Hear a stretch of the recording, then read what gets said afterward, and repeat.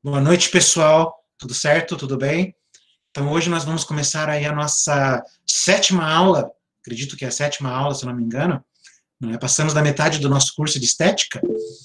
E hoje nós vamos falar da estética francesa e alemã do século XVIII. Então, a partir de agora, nós vamos falar duas aulas do século XVIII, duas aulas do século XIX e duas aulas do século XX, tá? Qualquer coisa, se der um tempinho, eu vou fazer provavelmente uma estética do século XXI, mas não sei se vai dar tempo para a gente fechar nas nossas 12 aulas certinho.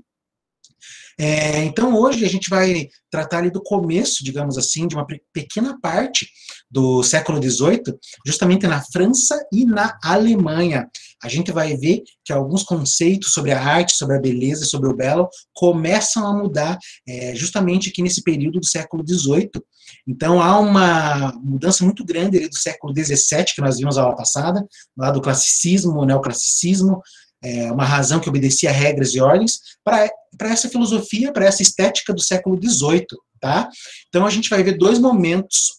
Então, hoje a gente vai tratar da estética no século XVIII para a França e para a Alemanha, e quinta-feira, às 9 da noite, a gente vai tratar da estética para a Itália e para a Inglaterra, certo? Então, a partir do século XIX, nós vamos começar a falar de outros países também. A gente vai trazer a estética na Rússia, a estética nos Estados Unidos, e a gente vai dar uma olhada na concepção de artes aí desses outros povos, né? Digamos assim. Se der tempo, eu acho que não vai dar porque o tempo é muito curto, talvez a gente fale um pouco, né, da estética do século XXI, como eu já falei, e eu gostaria muito de trazer também um pouco da estética africana e oriental, assim como da estética brasileira também. Se sobrar um pouco de tempo, talvez eu consiga trazer essas concepções, ok? Então, pessoal, hoje, como eu disse para vocês, vamos iniciar o século XVIII. Sem sombra de dúvida nenhuma, o principal autor aqui da estética do século XVIII é Immanuel Kant. O Kant é o principal filósofo do século XVIII, mas nós temos outros pensadores importantes também, de certa forma, que vão influenciar o pensamento pós-kantiano, né? Por exemplo, a gente vai ter a figura de um Rousseau. O Rousseau vai influenciar toda a estética, digamos assim, do romantismo, né? Que vem um pouco depois ali do período do Kant, pouca coisa depois. Então, o que vocês têm que se ater aqui? O principal filósofo, o principal pensador do século XVIII, pelo menos de língua alemã, é o Kant.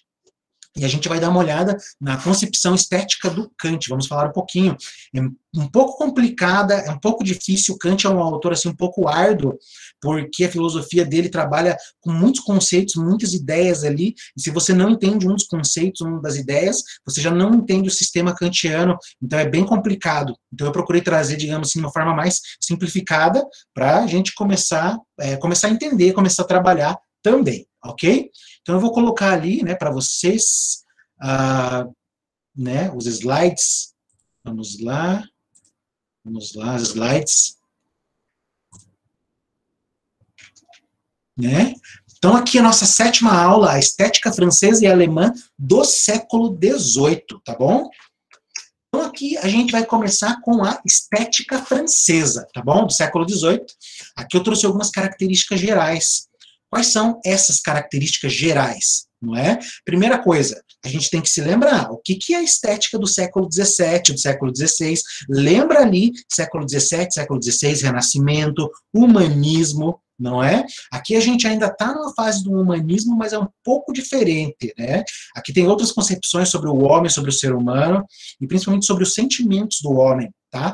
Antes disso foi tratada mais da questão racional, digamos assim. O homem, ele era reduzido à sua razão, ao seu entendimento, tá? Então, o que a gente tinha ali no século XVII? A gente tinha um conceito de razão, que era, de certa forma, identificada como uma obediência à tradição, a regras, a ordem, às leis. Então, é isso que você tem na arte, no período clássico, ali no período neoclássico também. São estilos de arte que eles seguem a tradição. Se você não faz uma arte daquela forma, daquela maneira, com aquelas regras pré-estabelecidas, você não é um artista. Se você não segue o modelo, o exemplo dos clássicos gregos, não é, você não está dentro desse ramo, dessa concepção da arte. Então, a razão no século XVII é uma razão muito presa à ordem, a regras e à tradição, coisa que no século XVIII isso começa a ser quebrado, isso começa a ser destruído, como a gente vai ver, tá? Aqui no século XVIII, a gente ainda trabalha com a razão, mas agora é um outro aspecto da razão. Agora, a razão não é aquela que se subordina, digamos assim, a normas, regras, leis, etc. e tal. A razão do século XVIII é uma razão crítica, ela tem uma potência crítica enorme. Essa razão do século XVIII, ela visa justamente acabar, digamos assim, diminuir, de certa forma, os erros da tradição clássica, não é? Então, o século XVIII é um século, assim, de destruição, de certa forma, de alguns valores pré-estabelecidos, não é? E isso aí vai culminar, por exemplo, numa filosofia lá do Kierkegaard, numa filosofia do Nietzsche, não é? E um pouco mais para frente, lá também numa psicanálise do Freud, e é justamente aqui, nesse período, que essa razão começa a se tornar crítica de uma forma de fazer arte, de uma forma de pensar. Ela vai começar a mostrar que os clássicos, os gregos, os medievais, e até os renascentistas, eles viviam, criavam seus dogmas com base em vários erros, não é? E justamente esses erros eram passados aí de geração para geração. Agora o papel do século XVIII é acabar com esses erros e criar, de certa forma, um conhecimento mais seguro, né? Se é que isso é possível, tá bom? Agora, no século XVIII, a gente tem uma outra faceta também, que é bem interessante. O século XVIII também é um século que, de certa forma, valoriza a fé e a religião, embora aqui os ideais do iluminismo comecem a contradizer, de certa forma, o pensamento religioso. Mas, né, a maioria dos filósofos aqui nesse período, eles eram deístas. Então, de certa forma, eles acreditavam num Deus, numa religião natural, e tentavam, de certa forma, justificar aquilo que era bom dentro da religião, mas, justamente por esse período de uma razão crítica, eles começaram a, digamos assim, a virar as costas para o pensamento religioso também. Eles não acatavam, eles não aceitavam tudo. Não é à toa que você tem uma Revolução Francesa nesse século aqui, que é justamente quando essa razão ela começa a explodir, ela começa, digamos assim, a não querer mais se submeter às regras, principalmente da religião, tá? Então, nesse período, agora já não basta mais crer, agora você tem que provar. É isso que eles querem, principalmente aqui no século XVIII, por causa da influência do pensamento científico, da física, da química, da biologia. Agora, eles viram que não adianta você ficar elaborando teorias se você não tem provas. A física prova, a biologia prova, a química prova. Então, filosofia, arte, religião também tem que provar, tem que seguir um modelo de ciência. E é justamente aí que surge o pensamento iluminista. O que é o iluminismo? Ele defende justamente essa razão, é uma razão quase científica, de certa forma. O iluminismo valoriza muito a ciência, mostrando que é justamente a razão que vai iluminar, esclarecer o homem, tá? Isso até, de certa forma, justamente surgir ali o pensamento do Nietzsche, o pensamento do Freud, que já começam a destruir essa ideia de que a razão, ela é toda poderosa. Certo? Então, né, como eu já havia falado ali para vocês, percebe-se que a tradição está cheia de erros e agora é hora de reparar e corrigir esses erros, tá? Começa a se derrubar a tradição e a procurar novos ideais. Escrevi ideais errados ali, desculpe, tá? Escrevi ideais. Então, passe a se procurar agora novos ideais. E qual é o ideal do século XVIII? Então, o ideal do século XVIII, por incrível que pareça, não é a imagem do cientista, mas eles procuram, de certa forma, um modelo de homem na imagem do filósofo. Por quê? Porque o filósofo é aquele que busca a verdade. Não importa, de certa forma, não importa qual seja a verdade. O filósofo, de maneira geral, ele busca essa verdade, não é? Coisa que hoje em dia a gente não tem mais, de certa forma, esse pensamento, dependendo muito do autor, porque hoje não se acredita mais na ideia, talvez, de uma verdade absoluta, depende muito da corrente dentro da filosofia, mas, de maneira geral, depois que a razão começou a ser criticada, essa ideia de verdade absoluta também começa a ser criticada, não é? Hoje, quando você fala de uma verdade absoluta, isso aí cheira muito mal para os filósofos, eles praticamente não gostam dessa ideia, tá? Mas isso também é uma outra história. Por que é o ideal do filósofo no século XVIII? Porque o filósofo é aquele que constantemente busca a verdade. Então, né, o século do iluminismo, o século XVIII e tal, a ciência e a razão esclarecem as coisas, iluminam, tá? Essa era a crença nesse período. E aqui há um desprezo, de certa forma, pela metafísica. Isso sempre aparece dentro da filosofia, não é? É sempre um desprezo por aquilo que não pode ser provado, um desprezo por aquilo que foge, de certa forma, da razão. Mas essa metafísica desprezada nesse período volta com toda a força lá no final do século XVIII, não é? Uma metafísica, de certa forma, transformada. E aqui o pensamento de Kant também, de certa forma, ajuda digamos assim, a quebrar essa ideia da metafísica como parte de um pensamento científico, não é? Então, aqui a gente tem a fórmula, digamos assim, que resume esse século XVIII, que é dada por um filósofo chamado Condorcet, não é? Então ele define o século XVIII como o século da razão, da tolerância e da humanidade, ok? Então o século XVIII ele pode ser resumido assim: razão, tolerância e humanidade, ok? Até mesmo Voltaire, que é o filósofo desse período, um pouquinho antes ali, do pensamento de Kant, se eu não me engano, não é? Ele combatia a intolerância. O John Locke também tem uma carta sobre a tolerância, se eu não me engano, e a ideia desse período é combater justamente a intolerância. Aqui nesse período, começa a se ver um homem de uma outra forma. O homem agora começa, de certa forma, a se ver como unido ao outro, justamente por essa questão da razão, não é? O que significa tolerância para eles nesse período? A tolerância é um respeito pelo homem, e é isso que eles estão pregando aqui. Esses seriam os ideais do iluminismo. Quanto mais esclarecimento você tiver, mais respeito pelo outro você vai ter. Coisa que a gente percebe que lá no nosso século, principalmente depois da Primeira e Segunda Guerra Mundial, isso é uma grande mentira.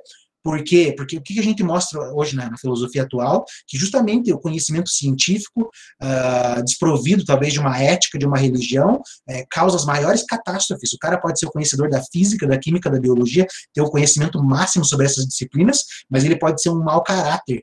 Então, a questão de conhecimento tornar uma pessoa boa, isso é uma coisa inocente que pensam os iluministas. Então, eles acreditam que, de certa forma, a ciência vai conduzir o homem a essa bondade, coisa que a gente vê atualmente que não é assim, não é? Não é só porque o homem tem conhecimento que quer dizer que ele seja bom, certo? Mas isso já, de certa forma, ali o Marx, o Nietzsche, o Freud já começam a mostrar.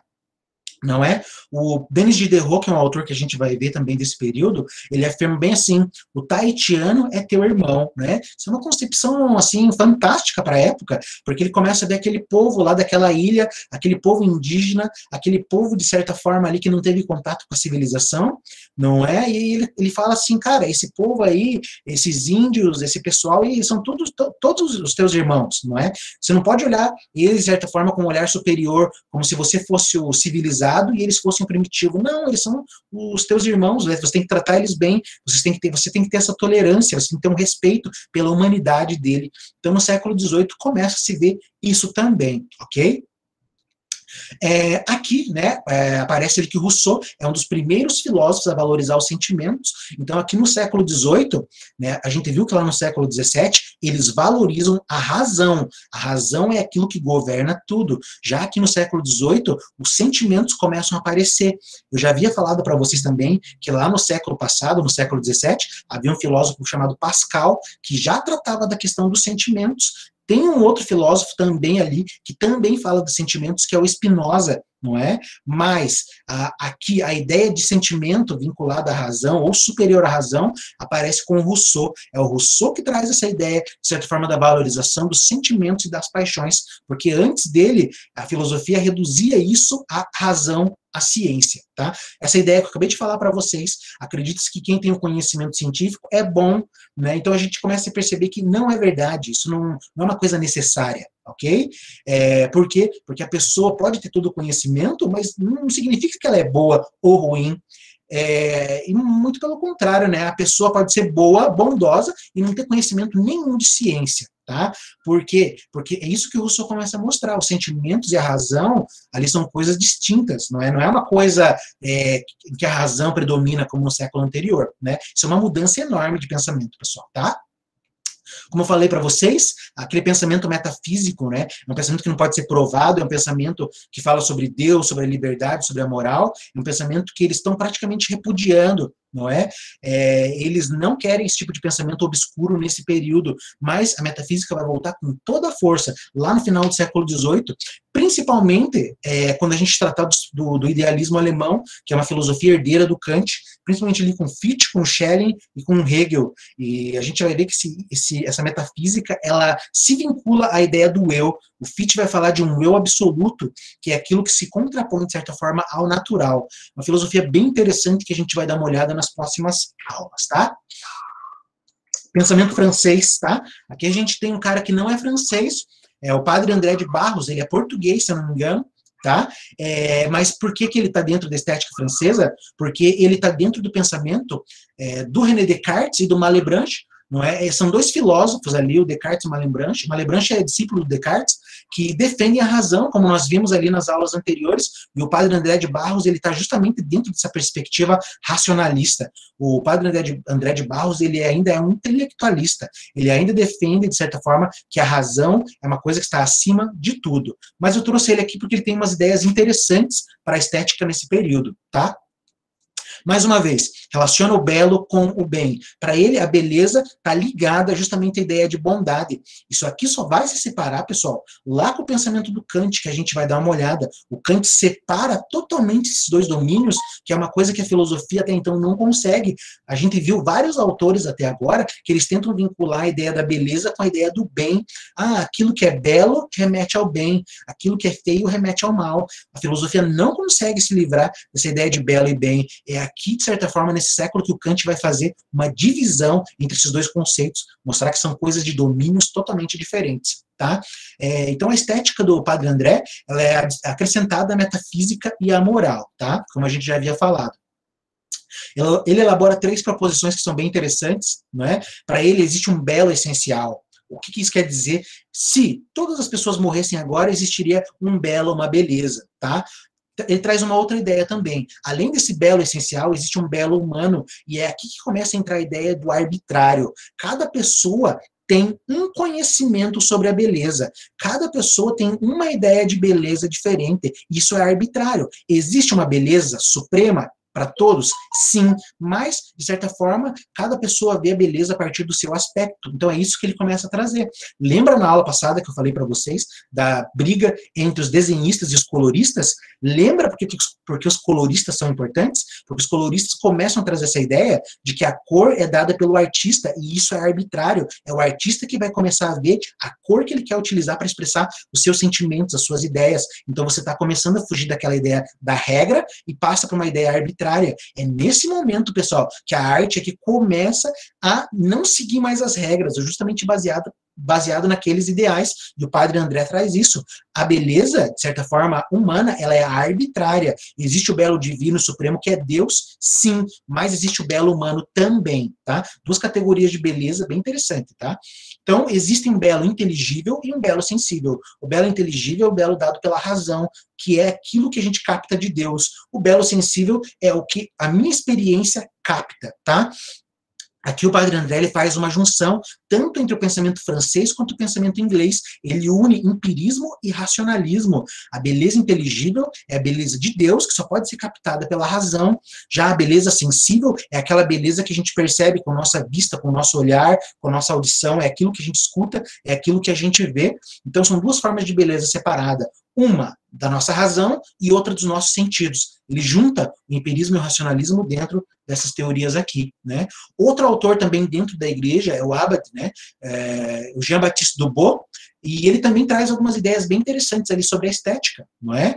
Tudo isso aqui é o pensamento francês, tá, pessoal? Para ele, o objetivo da arte é agradar. Então, isso aqui é uma coisa, assim, como eu já falei, digamos assim, revolucionário para a época. A arte não está vinculada à moral, a arte não está querendo ensinar nada para ninguém, a arte não tem um conteúdo. Para ele, a arte é agradar. Para que você faz um objeto? Para agradar, não é? Aqui a gente tem uma outra concepção que é revolucionária para esse período também. Para ele, o sentimento julga a obra, não a razão. Vocês não têm ideia, pessoal, de como isso aqui é polêmico. Antes dele, os artistas, os autores, eles pensavam assim, agora é o crítico de arte que vai utilizar sua razão para julgar a obra. não, o Abade do Bo, ele traz a ideia de que não é a razão que vai julgar se a obra é boa ou é ruim, mas é, digamos assim, o sentimento, não é? Se você vê uma obra de arte e você julga que ela presta, que ela tem um valor para você, é você que está dizendo isso. Você não precisa que um crítico diga para você que aquela obra tem valor.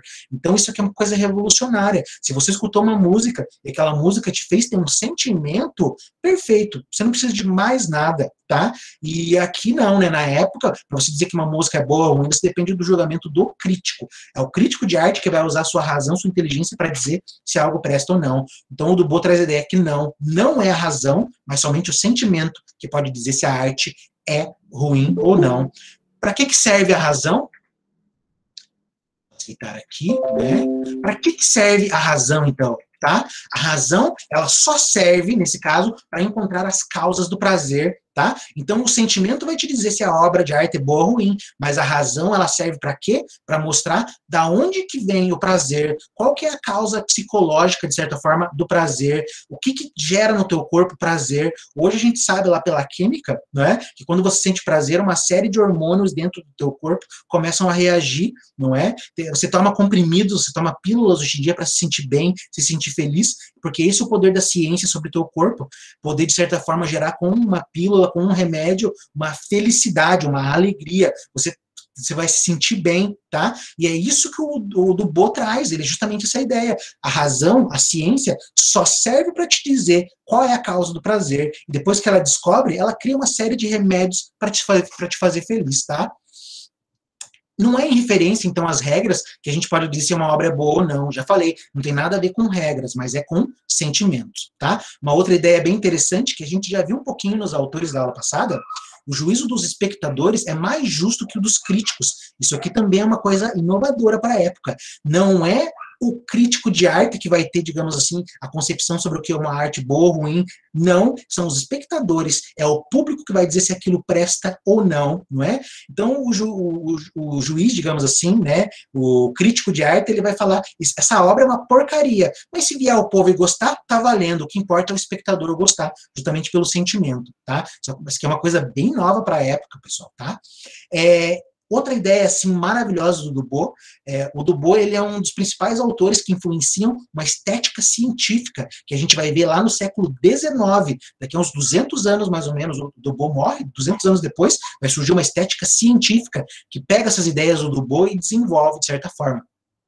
Então, olha o que ele defende, que o país, o clima, as condições físicas e sociais do artista influencia a sua obra de arte, ou seja, o país que ele vive, França, Alemanha, ele vive na África do Sul, na China, no Japão, no Brasil, na Coreia, no Haiti, o país que ele vive vai influenciar o tipo de arte que ele vai fazer. O clima, tá frio, tá quente, tá nevando, tá chovendo pedra, não sei, né? Então essa ideia, todo esse clima vai influenciar de certa forma no artista, né? Dizem que o curitibano é fechado justamente porque ele vive naquele clima nublado, fechado ali, quase um clima europeu, né? Já, digamos, o pessoal que mora mais lá no Nordeste diz que eles são mais abertos e receptivos justamente pelo clima ser mais quente, o céu mais azul, etc e tal, né? Então a gente pode parar para pensar, o clima, será que ele influencia no sentimento das pessoas? Provavelmente influencia, tá? Então é isso que o Dubos já começa a trazer.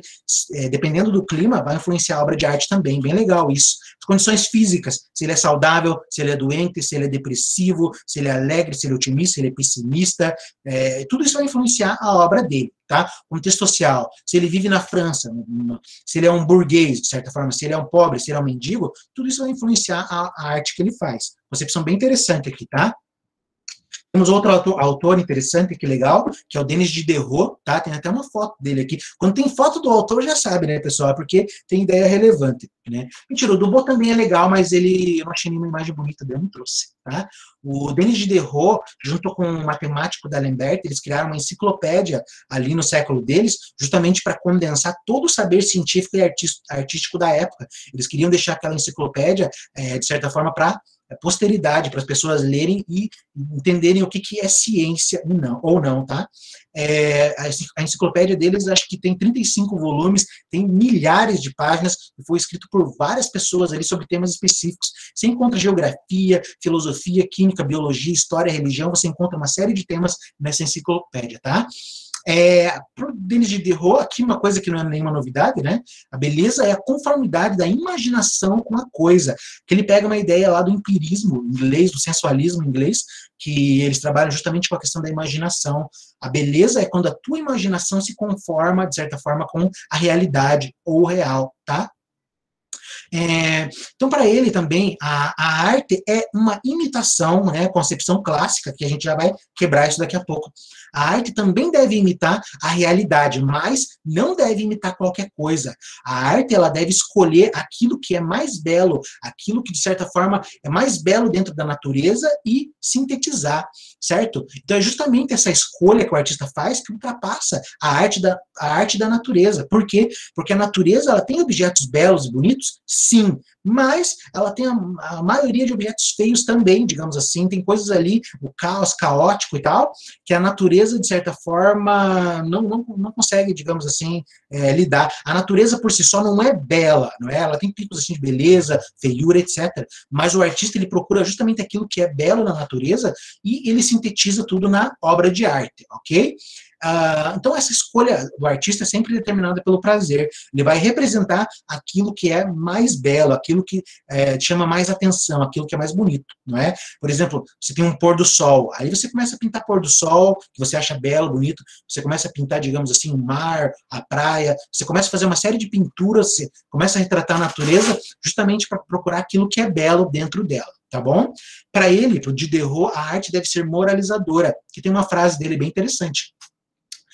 Tornar a virtude amável, o vício odioso, o ridículo evidente, eis o projeto de todo homem honesto, que tome a pena, o pincel ou o cinzel, tá?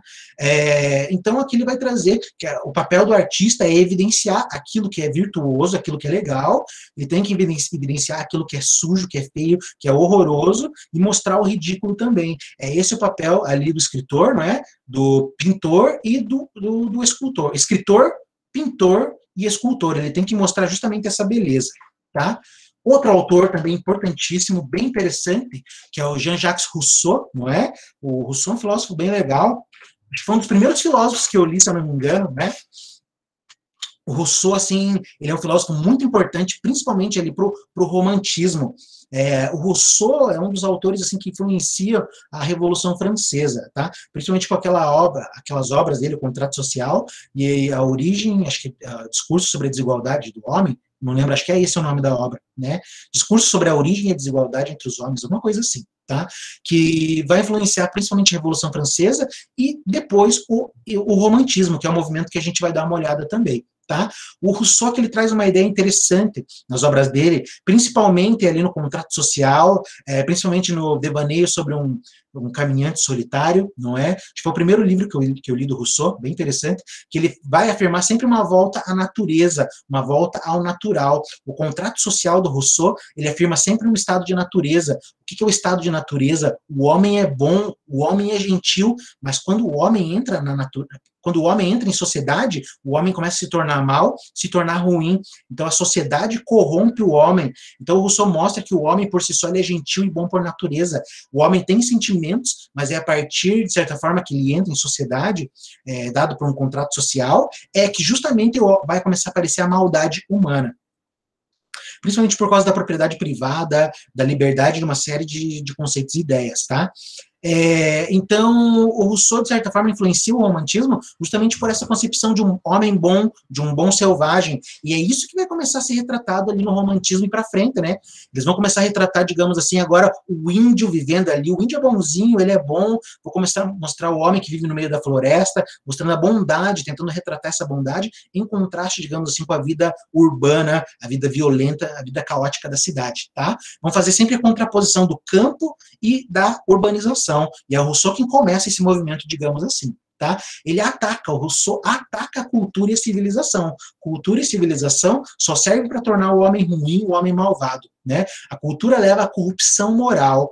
O Rousseau ele vai criticar principalmente o teatro, mostrando que o teatro exalta o pior da natureza humana. O teatro é aquilo que exalta os vícios do homem. O homem dá risada e daquelas situações e o homem vai imitar aquilo que acontece dentro do teatro, dentro do livro.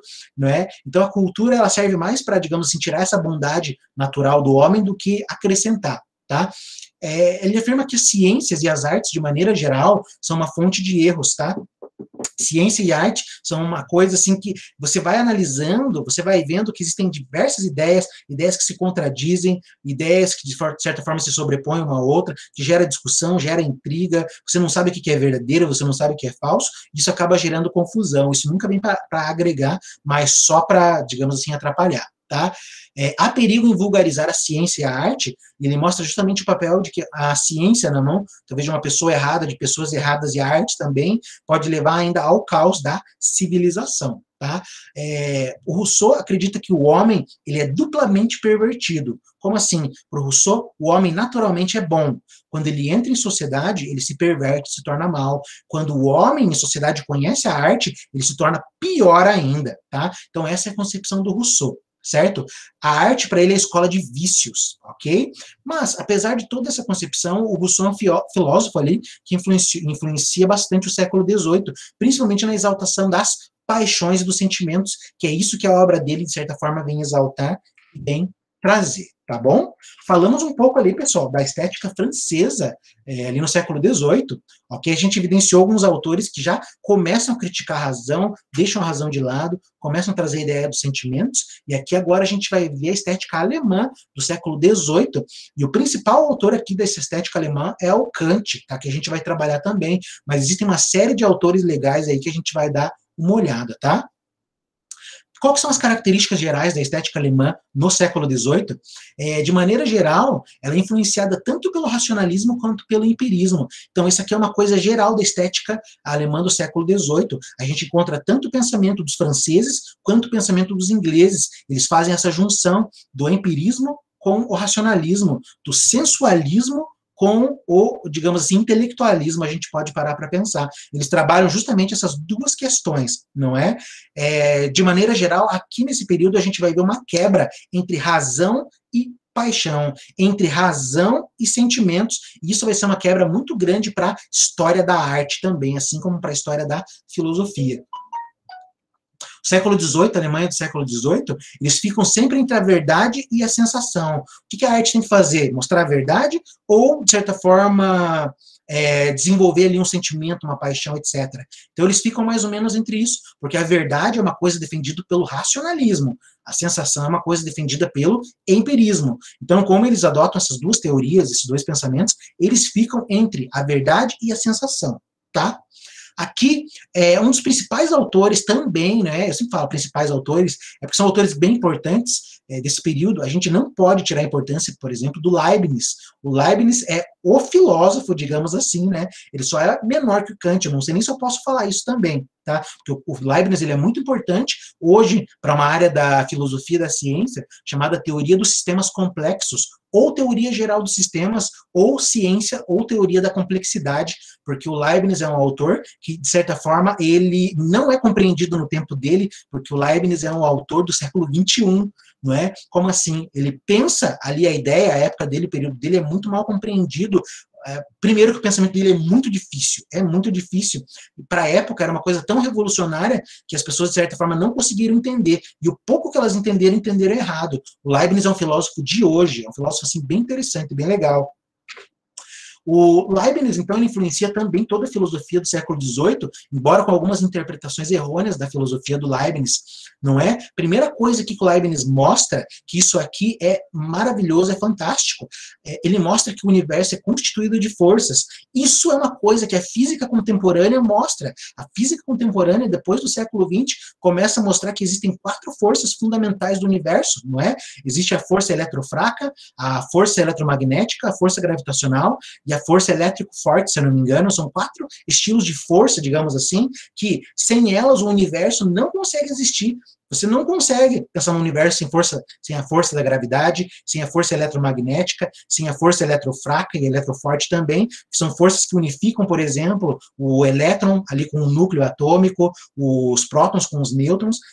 Eles colam, digamos assim, esses prótons, esses nêutrons, esses elétrons, giram em torno de um núcleo atômico justamente por causa dessas forças da natureza, não é? E o Leibniz, ele foi o primeiro a dizer que o universo é constituído de forças. E ninguém entende isso na época dele. O Leibniz, ele é um autor que rivalizou com Isaac Newton. O Isaac Newton, na Inglaterra, criou uma teoria que revolucionou a matemática, chamada de cálculo diferencial integral. Essa ferramenta é essencial. Sem isso, a gente não tem nada. A gente não tem televisão, não tem tecnologia, não tem webcam, não tem nada. Não tem nada de tecnologia sem esse cálculo. O Newton fez isso lá na Inglaterra. Só que o Leibniz também desenvolveu esse cálculo lá na Alemanha. Os dois nem se conheciam, não é? Quando o Leibniz publica, digamos, esse cálculo que ele inventou, o Newton fala, pô, mas eu inventei isso 10 anos antes. O Newton tinha feito mesmo, mas nenhum deles haviam conversado. Então, o Leibniz é um autor muito importante. Não é?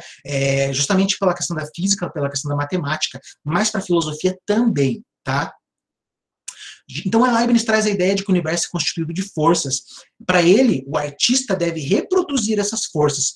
Falando de estética, o que o artista tem que fazer? Reproduzir as forças dentro de uma obra de arte. Se for uma poesia, ele tem que falar disso, dessas forças. Não especificamente, ele tem que mencionar elas, mas ele tem que tratar dessas forças que regem o universo de alguma maneira. Se for numa pintura, ele tem que fazer também essa retratação, não é? Até Kant, de maneira geral, todos os autores ali da Alemanha vão seguir o Leibniz. Existe na Alemanha, né, um iluminismo alemão. O iluminismo não é só na França. O iluminismo tem o iluminismo italiano, o iluminismo inglês, o iluminismo francês e também tem o iluminismo alemão. O Leibniz é o autor do iluminismo alemão. Não é? É ele que influencia todo o pensamento filosófico daquela época, ok? Principalmente porque o Leibniz, ele critica o Descartes, né, e o Spinoza, que são dois autores importantes também, tá? Então, até Kant, a estética segue Leibniz em 3 aspectos principais. Primeiro, uma concepção estética da natureza. Leibniz fala que o mundo é formado por forças, tá? E essa é uma concepção praticamente estética do mundo real, que você acaba vendo essas forças como até um elemento de beleza, digamos assim. E todos os autores até Kant veem o mundo dessa forma. A estética vai do confuso ao perfeito, do sensível à ideia. O Leibniz, ele mostra que o mundo não existe uma coisa simples, não existe uma ideia simples. Aqui o Leibniz, ele critica o John Locke, né? Ele mostra que o John Locke está errado, que é uma coisa, assim, fantástica, porque o John Locke é um cara inteligentíssimo. O Leibniz vai provar, assim, não, que alguns pensamentos do John Locke estão totalmente errados, porque o John Locke afirma que existem ideias simples, ideias ali que se bastam a elas mesmas. O Leibniz vai mostrar que não existem ideias simples. Só existe uma ideia simples se você conhece o objeto na sua inteireza, mas o Leibniz mostra que somente Deus pode conhecer o objeto por completo. O que o homem vê do objeto é apenas uma parte, portanto, há sempre um conhecimento complexo sobre as coisas, e é justamente hoje a teoria da complexidade que vai trazer essa ideia digamos assim, da complexidade do real. O mundo não pode ser reduzido a ideias, mas o mundo é uma coisa assim que transborda tudo isso aí, tá? Terceiro, não há diferença entre o sensível e o intelectual. Então, essa aqui é uma outra ideia do Leibniz interessante. O Descartes, o que ele faz na época dele? Divide corpo e alma, divide sensibilidade e inteligência. O Spinoza, ele junta as duas coisas e cria apenas uma. Então, no Spinoza não há nem sensível nem intelectual, que é tudo aspecto de uma coisa, de um panteísmo que ele chama de Deus. Já o Leibniz, ele resgata essas ideias e mostra que o sensível e o intelectual, o espiritual e o material, eles estão juntos ali naquela mesma matéria, naquele mesmo corpo, digamos assim. E isso influencia todo o pensamento da época. Temos outro autor interessante aqui também, não é? Que é o Gottsched, não é? Aqui 2 ideias legais dele. Ele tem ainda uma concepção intelectualista que ele reduz a estética, a arte ainda à razão. Ele não consegue fazer a arte ser livre. Para ele, a estética, os sentimentos dependem da razão, tá? Mas aqui tem uma outra ideia interessante que ele traz também, né? Entre 2 gostos diferentes, né? Eu tenho um gosto de beleza e você tem outro, né? Entre 2 gostos diferentes, né, entre vários gostos, assim, o mais correto é aquele que está de acordo com os críticos. Então isso aqui entra em contradição, né, com aquilo que a gente falou um pouco lá do outro autor, não é? Que é justamente aqui para o Gottsched, a questão do gosto está intimamente ligada ao senso crítico, a esse racional, de certa forma, não é? Então, assim, se 2 pessoas têm gostos diferentes, o gosto mais correto é aquele que se aproxima daquilo que, de certa forma, os juízes vão acatar como certo ou como correto, tá? 3 autores aqui também importantes, até a gente chegar no Kant, tem vários autores, eu trouxe assim mais os principais mesmo, mas tem mais gente que eu daria para falar, né? O Alexander Baumgarten, esse autor é essencial, porque é ele quem cria a estética, é ele o criador da estética. Por quê? Até agora eu falei de diversas perspectivas estéticas, mas eu só posso falar isso porque foi o Baumgarten que criou essa teoria estética. A partir da hora que ele defende a estética como uma área da filosofia separada, digamos assim, da religião, da ciência, uma área separada da metafísica, ele cria a estética como ciência, é que a gente pode olhar para o passado e analisar a obra daqueles autores como estética ou não. É justamente ele quem cria a estética. Mas ele também reduz a estética à razão, de certa forma. Mas ele criou essa área, ele é o primeiro. Para ele, o papel da estética é definir o que é belo. Então, a estética é a ciência do belo. Para que ela serve? Para dizer o que é beleza. Esse é o significado de estética para Baumgarten. Tá? Mas a estética, de certa forma, ela vai ter um direcionamento muito importante ali com o Kant. Então, a gente tem uma estética antes do Kant e uma estética depois. Assim como a gente tem uma filosofia antes do Kant e uma filosofia depois, que a gente vai falar um pouco disso também. Nós temos o Sulzer também, que ele afirma que belo é aquilo que é claro, não é? Ele aproxima a matemática do ideal de beleza. Belo é aquilo que é facilmente compreendido, que as pessoas entendem, as pessoas não têm que ficar se matando para pensar. O belo está na clareza, ok? O Sulzer depois ele vai tentar separar digamos assim, os sentidos, os sentimentos da razão, da ciência, e ele vai se aproximar do Kant, mas nessa fase, no começo da obra dele, ele vai trazer essa ideia de que o belo é clareza. E temos um outro filósofo também, que é o Mendelssohn, né? É um filósofo que o Kant leu bastante, e ele afirma que há um ideal estético, há um estágio estético, né? Ele divide a estética em 4 partes, não é? Primeiro, nós temos uma escolha, depois o sentimento, depois o pensamento e depois a fruição. Para a gente ter uma experiência estética, de certa forma, tem que passar por essas 4 fases. Primeiro, a escolha de uma obra. Segundo, um sentimento que a gente tem que ter em relação à obra. Terceiro, um pensamento sobre esse sentimento. E só depois disso, a gente tem a fruição, não é? Então, a fruição é uma coisa que vem depois do pensamento. Primeiro, a tua cabeça tem que pensar, para depois você fruir a obra de arte. Coisa que o Kant vai eliminar completamente, tá bom? Temos aqui também, acho que é o último autor antes do Kant, né, que é o Winckelmann, que ele defende que é inútil estudar a natureza, tá? Ele acredita, assim, que os artistas da época dele sempre faziam uma volta à natureza, ao natural, e ele afirma que isso é totalmente inútil, porque ele afirma que os gregos já fizeram isso, já fizeram essa busca na natureza, e a gente só tem que estudar, de certa forma, os gregos, né? A gente tem que parar de ficar pesquisando a natureza e voltar aos clássicos, porque eles já descobriram a verdade das coisas, tá? Isso aqui é uma posição bem extremista, digamos assim, mas o Winckelmann ele é muito importante por trazer outras ideias novas na arte, que são essas ideias aqui. Ele é um dos primeiros autores, aliás, o primeiro autor que eu conheço, pelo menos, que vê a arte como um ser vivo. Para ele, a arte é uma coisa orgânica. Para ele, a arte tem uma infância, uma adolescência, uma fase madura, uma fase adulta e uma velhice. Então, ele vê quase a arte como um ser vivo que passa por fases. Você tem a infância, quando ela surge, depois você tem a adolescência, quando a arte começa a evoluir, você tem a maturidade, que é a fase mais bela da arte, depois você tem ali, de certa forma, a velhice, que é justamente onde a arte já começa a mostrar sinal de enfraquecimento, talvez. A arte, de certa forma, começa a mostrar ideias assim extravagantes, exuberantes, que não são necessárias, não são possíveis. Então, ele vai trazendo esse aspecto, né? A arte segue uma evolução. Ele mostra a evolução da arte. Ele é o primeiro autor a trazer isso. E ele vai ser um autor que vai influenciar bastante o pensamento do Hegel, o pensamento do Darwin e o pensamento também de um rapaz chamado Herbert Spencer, que tenta, de certa forma, vincular o darwinismo às teorias sociais, que vai gerar mais tarde aquilo que nós chamamos de darwinismo social, tá? Mas isso também é uma outra história. Então, ele defende, de certa forma, uma arte autóctone, que seria uma arte, para ele, a arte ela não tem influência de nenhum povo, a arte não tem influência de povos separados. Para ele, a arte grega, de certa forma, isso é uma concepção bem difícil de sustentar, a arte grega, ela surge ali do pensamento deles e não tem influência de nada, não tem influência de ninguém. Os gregos criam aquele tipo de arte e é uma arte única, assim como os egípcios criam as obras dele e também não tem influência de ninguém, tá? Isso aqui é uma concepção bem difícil de defender. E ele vincula, né, pela primeira vez, ali, a arte ao sentimento, mas ainda, de certa forma, aquela razão, aquele intelectualismo não consegue, de certa forma, deixar essa ideia do sentimento da arte livre, não é? Que é justamente com Kant, que a gente vai ver agora, né? Não, tem o Lessing ainda, opa, esqueci, certo? Depois do Lessing, acho que tem o Kant, deixa eu ver. Ah, é, verdade, né?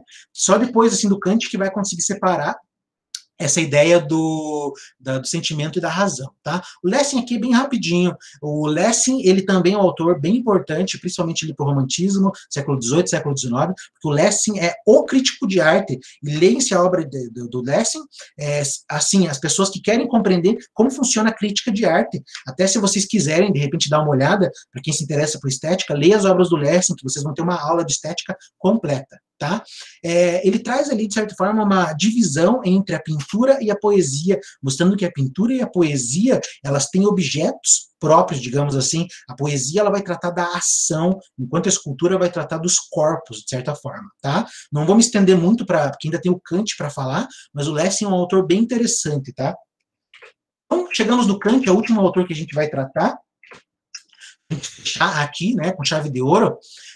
O Kant é um autor bem complicado, tá? Assim, o Kant ele traz uma nova concepção do belo. Por quê? Porque o Kant analisa a beleza, a arte, de uma forma que ninguém até agora analisou. Ele foge de toda aquela problemática que a gente falou até agora, ele escapa de tudo isso, arte como imitação, arte como razão, arte como ciência, e ele vincula a arte de uma outra forma, original, e a partir dele não se consegue mais pensar uma estética sem pensar no Kant, tá? Da mesma forma que hoje você não pensa uma filosofia contemporânea sem levar em consideração o Kant. O Kant é o pedágio que você vai ter que passar, e não tem desvios, você vai ter que passar pelo Kant para entender tanto a estética moderna e contemporânea, quanto a filosofia contemporânea, tá? O que o Kant faz de novo? Ele parte na direção dos juízos, de certa forma, que fundamentam tanto a nossa sensibilidade, quanto, de certa forma, o nosso gosto artístico e estético. Tá? Então o Kant ele vai tratar da onde que surgem, digamos assim, os nossos julgamentos teóricos, os nossos julgamentos práticos e os nossos julgamentos estéticos. Essa é a abordagem do Kant. Ele quer saber da onde que surge o conhecimento, por que surge o conhecimento, por que surge o conhecimento prático, da onde que vem a moral, da onde que vem esse gosto estético. Ele tenta fundamentar, de certa forma, esses três campos do saber, que para ele são distintos, mas de certa forma carregam a sua relação. Tá? Então, ali, tanto da natureza das coisas, dos fins morais, da essência do belo, é isso que ele vai querer tratar. Da onde que isso se origina dentro de nós, dentro do nosso pensamento, digamos assim. Então, a primeira obra que o Kant vai tratar disso é justamente na Crítica da Razão Pura, tá? E ele trata primeiramente do conhecimento, ele quer saber quais são os limites do nosso conhecimento, até onde a nossa razão, ela pode ir. A razão, ela é ilimitada? Não. O Kant vai mostrar que a razão tem limites, existem limites que a razão não pode superar, tá bom? E como que funciona isso? Então ele trata primeiramente do conhecimento, e ele vai mostrar que dentro de nós existem duas características, a sensibilidade e o entendimento. É aqui que o Kant une racionalismo e empirismo. Sensibilidade é empirismo, entendimento é racionalismo. O Kant vai mostrar que tudo aquilo que a gente conhece vem dos sentidos, como afirmavam os empiristas, mas existem categorias inatas dentro de nós que vão, de certa forma, organizar a nossa experiência, tá? E isso é racionalismo. O Kant mostra que existe tanto um a priori, ou seja, o que vem antes da experiência, que defende o racionalismo, quanto um a posteriori, que seria justamente dado pelos sentidos. Então ele mostra que, né, primeiro nós temos a sensibilidade, que é uma intuição, a gente vê, a gente escuta, a gente sente o cheiro, a gente sente o gosto, e a partir dessa intuição, a gente vai armazenar isso dentro da nossa cabeça, e o nosso entendimento vai transformar essa sensibilidade em conceito. Então, para você aprender alguma coisa, você tem que ver, você tem que ouvir, você tem que escutar. Só a partir disso, a tua cabeça vai formar um entendimento. A tua cabeça vai gerar um entendimento que vai gerar um conceito, tá? E só a partir desse conceito gerado é que você conhece alguma coisa. Se você não gerou o conceito, você não tem conhecimento, tá? Por que você não entende matemática, física, química, biologia? Porque a tua experiência, você teve a experiência, fez a conta, fez o cálculo, mas isso não gerou o conceito. Só há entendimento quando, de certa forma, você gera aquele conceito, tá? Então, só há conhecimento quando a intuição dos objetos se ajusta aos conceitos do pensamento. Então, você apreende o objeto pela sensibilidade e o conhecimento só vem quando o entendimento ele gera o conceito, tá? Isso gera uma coisa bem interessante, que o Kant vai, de certa forma, dividir a realidade em duas partes, uma realidade dos fenômenos. Fenômeno é tudo aquilo que aparece, é tudo aquilo que pode ser medido pela nossa sensibilidade, e uma realidade dos númenos, númenos, não números, números. O que é um número? Número é a coisa em si. Então, o Kant mostra que A razão, ela só pode compreender até onde vai os nossos sentidos. Aquilo que ultrapassa os sentidos, a gente não pode conhecer. Nós não podemos ter um conceito de Deus, porque a experiência não nos dá isso. Nós não podemos ter um conceito da liberdade, porque a experiência não nos dá a liberdade. Você não vai na rua agora e encontra a liberdade. Você não escuta a liberdade. Então, a experiência, ela não consegue te trazer esse conceito, tá? E mesma coisa também em relação ao belo, ele vai dizer, você não encontra o belo. Você não encontra esse belo na natureza. Você não acha, você não vai ali na esquina achar o belo, não acha, tá? Então, há uma divisão da realidade entre o fenômeno, que é tudo aquilo que a gente pode ver, sentir, cheirar, né, digamos assim, medir, pesar, e a coisa em si, que é aquilo que a gente nunca vai conhecer, é aquele absoluto que foge de toda a experiência, tá? Então, o Kant ele vai rejeitar a metafísica, porque a metafísica é justamente aquilo que pretende conhecer a coisa em si, pretende conhecer a liberdade, pretende conhecer Deus, pretende conhecer uma série de ideias, mas que a experiência nunca vai te dizer se aquilo é verdadeiro ou falso. A ciência, ela trata do reino dos fenômenos. Não existe ciência que vai falar de Deus. Se hoje você tem aqueles caras que falam assim, com a física quântica a gente vai provar a existência de Deus, isso aí é charlatanismo, porque uma coisa é totalmente diferente da outra. O reino da ciência é o reino da experiência, como mostra o Kant, e quando se fala de Deus é um outro reino, que é o reino da crença, da fé, que não tem a ver com a experiência, são duas coisas totalmente separadas. Tá? Então, tudo aquilo que a gente conhece na natureza é regido pela lei universal de causalidade, e é aqui que o Kant também, de certa forma, pega aquelas ideias do David Hume. O David Hume trata da questão da causalidade, afirmando que causalidade é um hábito, mas o Kant vai mostrar que a causalidade, ele é, de certa forma, um juízo a priori que nós temos ali dentro da nossa cabeça, que ajuda a gente a compreender, a fazer ligação entre as coisas. Sem causalidade não existe ciência, não existe física, não existe química, não existe biologia, sem a causalidade, porque é uma coisa gerando a outra, é um cálculo, é um número, é uma conta, é um X, é um Y que geram uma outra coisa, tá? Kant, depois, ele vai perceber que nesse reino da natureza, onde não existe uma liberdade, onde está tudo regido pela causalidade, ele vai se perguntar qual é o papel do homem. O papel do homem, de certa forma, ele vai tentar desenvolver justamente na crítica da razão prática, porque ele vai tentar mostrar que o reino do homem, o reino do dever, o reino da liberdade, não se prende à natureza. O homem, de certa forma, ele vai utilizar o seu espírito para poder intuir a liberdade, mas isso não é dado pela experiência, somente é dado pela razão, tá? Então é papel da razão garantir a liberdade, visando a conduta e a ação humana. A experiência não garante a liberdade, somente a razão. Da mesma forma que a experiência não garante Deus, somente a razão ou a fé podem fazer essa garantia, tá? Por que tem que ter liberdade? Porque se não tiver liberdade, o homem não é, digamos assim, responsável pelas suas ações. Como assim? Por exemplo, como é que eu posso dizer que uma pessoa é culpada de um crime se ela não agiu em liberdade, tá? Eu fui obrigado a matar, eu não sou livre, então eu não posso ser culpado de um crime. Justamente por quê? Porque eu não agi em liberdade. Então, para você ser culpado, para você merecer uma recompensa, tem que ter a liberdade. E é isso que o Kant vai trazer justamente nessa perspectiva. Então, o dever do homem, essa liberdade, se sobrepõe à natureza. A natureza é totalmente determinada, mas o homem, ele vai acima da natureza ainda justamente porque ele trabalha com essa ideia da liberdade, que é garantida pela razão. Então, para haver um julgamento moral, tem que haver um valor, tem que haver um objeto.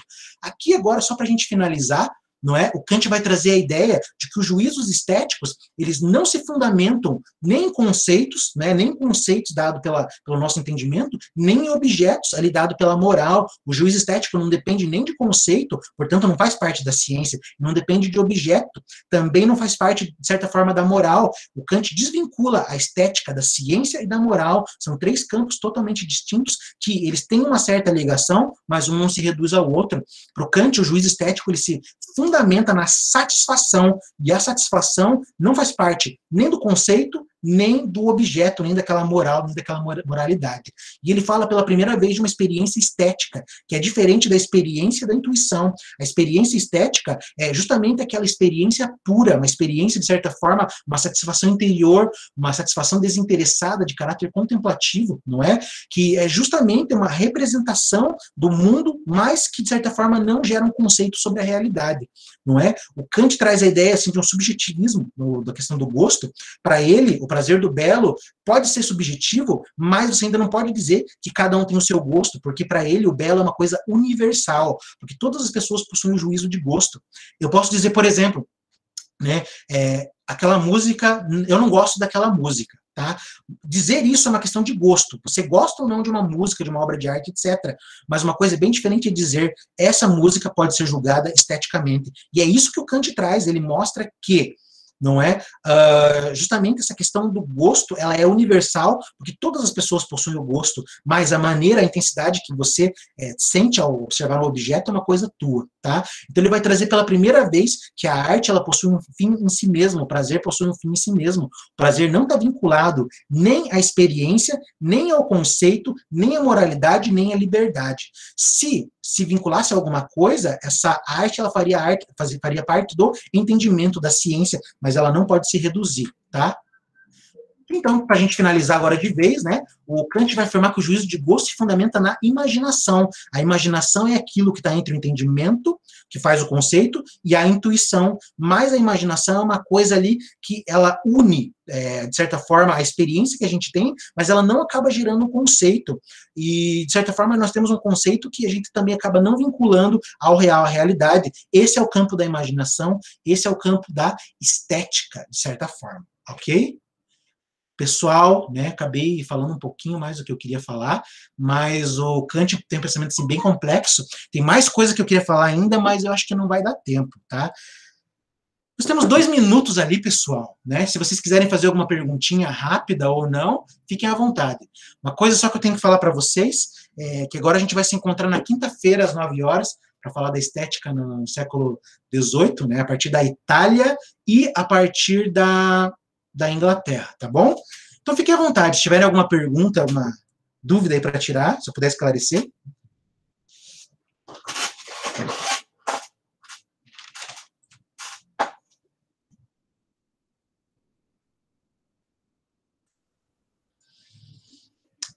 Bom, se vocês não têm nenhuma pergunta, pessoal, então vamos continuar então a nossa discussão estética na quinta-feira. Quinta-feira, às 9 da noite. Como eu já disse, né, vamos falar lá da Itália e da Inglaterra, vamos trazer outras ideias interessantes também, tá? E daí, nos vemos então na próxima aula. Obrigado aí pela participação de todos. Até mais, pessoal.